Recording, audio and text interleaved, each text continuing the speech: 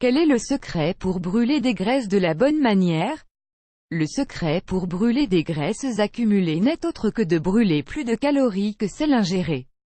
Pour cela, en association avec un régime hypocalorique, vous devez adopter une routine d'exercice.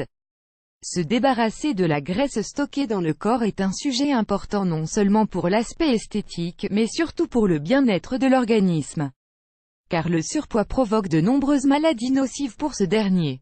Le problème en soi ne réside pas dans le fait de vouloir brûler des graisses, c'est normal et c'est bien de vouloir le faire, mais les alternatives de nos jours ne sont pas bonnes ou deviennent simplement une torture. Cependant, la raison de ce problème ne se trouve pas dans l'insistance illogique d'utiliser différentes solutions, mais dans l'ignorance de la majorité des gens. En général, fruit de l'ignorance, on finit par en revenir à la première option de la liste.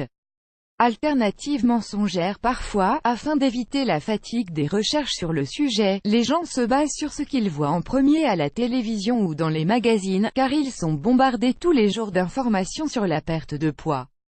Voici les alternatives mensongères les plus fréquentes au moment de vouloir brûler des graisses, offertes par la publicité, gaines réductrices, pilules accélératrices de métabolisme, vêtements brûleurs de graisse, élixirs miraculeux, appareils électroniques. On pourrait continuer cette liste indéfiniment. Ce qui est curieux c'est que tous les produits mentionnés dans cette liste ont une caractéristique en commun, ils n'ont pas besoin d'être accompagnés d'activités ou d'exercices physiques. Quel est le secret pour brûler des graisses? C'est la question que nous nous posons toutes en prenant en compte l'échec visible de la majorité des produits mentionnés dans l'article pour atteindre l'objectif principal, qui est l'élimination de la graisse. Plus encore que d'être un secret, la réponse se trouve dans la connaissance de soi en termes de masse corporelle. Il serait illogique d'aborder un changement d'alimentation sans même savoir le poids dans lequel nous nous trouvons. Métabolisme. Il s'agit du processus par lequel les nutriments ingérés par l'alimentation se transforment en énergie nécessaire pour que l'organisme accomplisse toutes ses fonctions. Parmi elles se trouvent la respiration, la sécrétion, la digestion. De la même manière, il est fondamental de prendre en compte que chaque personne fonctionne différemment.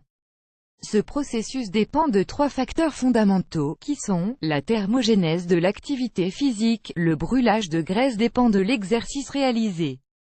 Il est directement proportionnel, ce qui signifie qu'à plus d'exercice physique réalisé, plus de calories brûlées.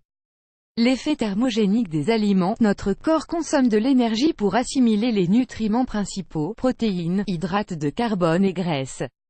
Métabolisme de base. Quantité d'énergie consommée par l'organisme dans des conditions normales, sans effort physique. Calories. Les calories supposent une source d'énergie pour l'organisme, et s'obtiennent grâce à la consommation d'aliments.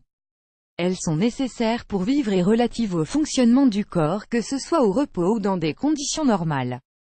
Les calories consommées dans l'alimentation doivent être contrôlées dans un but de perte de poids et de brûlage de graisse superflue.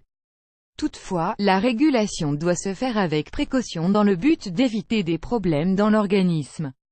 Déficit calorique. Cet état se présente lorsque le corps utilise plus de calories que celles obtenues par les aliments.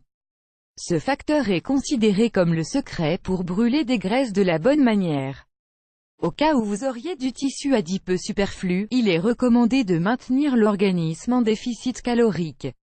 Ainsi il est possible d'atteindre votre objectif.